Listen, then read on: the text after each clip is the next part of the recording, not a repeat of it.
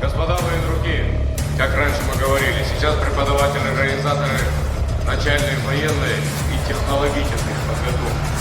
Вы прибыли на этот конкурс.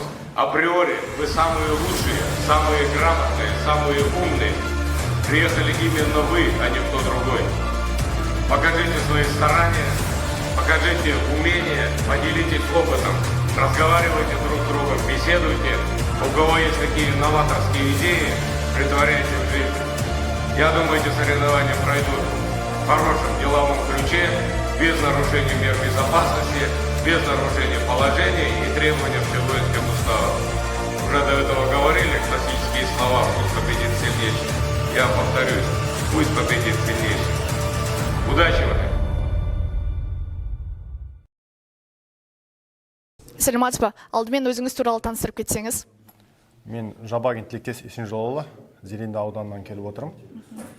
Алғашқы әскери және технологиялық дайындық оқушылар арасында үздік педагог жарысына. Осы өткізіліп жатқан конкурс туралы ойыңыз қалай? Жылдағыдан ерекшелігі. Конкурс туралы не айта аласыз? Бұл жарыс мен 3 рет қатарынан қатысып жатырмын. Өткен жылы жүлделі орын алғанда, биылғы да жүлделі орын алуға ниеттеніп отырмын. Өте тартысты, барлық қатысушы педагогтар жақсы дайындалып, жақсы нәтижелер көрсетіп жатыр.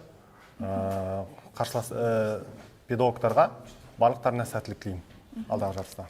Рахмет үлкен.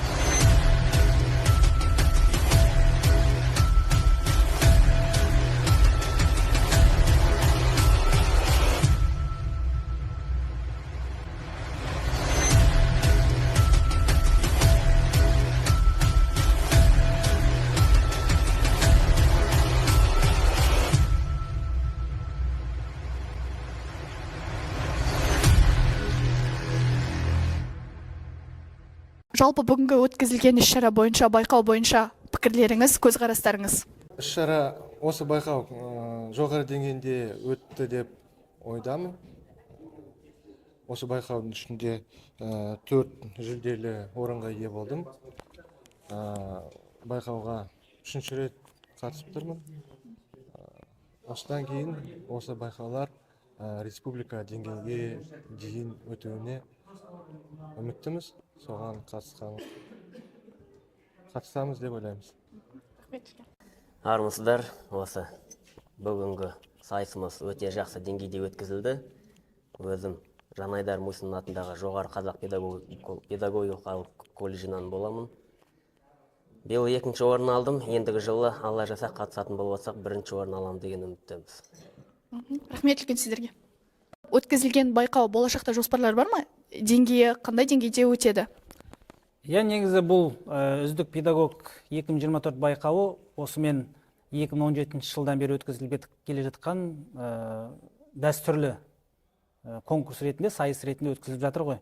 Осы жылы мысалы 2024 жылы басқа жылдарға қарағанда 2 есе ұлғайды деп айтсақ болады, жаңа қатысушылардың. Және де бұл осы оқу ағарту министрлігінің бұйрығында көрсетілген үздік педагог конкурсына сәйкес өткізіліп жатыр. Сондықтан да бұл сайыс облыстық деңгей ғана емес, демек бұл жақта жаңа жеңімпаз атанғандар осы 25 жылы республикалық деңгейде өтетін бір сайыс болатын болса, сол сайысқа іріктеу ретінде саналады деп айтуға болады.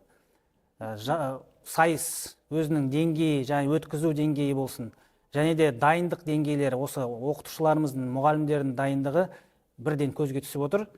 Жақсы дайындықпен келген. Сондықтан да бұл іс-шара әрі өз жалғауын табады. Ары қаратай өткізіп, одан сайын үлкен бір жақсы деңгейге көтеріледі деген сондай болып есептейміз. Рахмет. Рахмет үлкен сізге.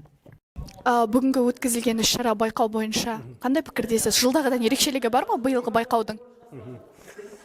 Биылғы облыстық деңгейдегі алғашқы әскери және технологиялық дайындық пәнінің үздік оқытушы конкурсы бізде жыл сайын тұрақты түрде өткізіліп тұрады.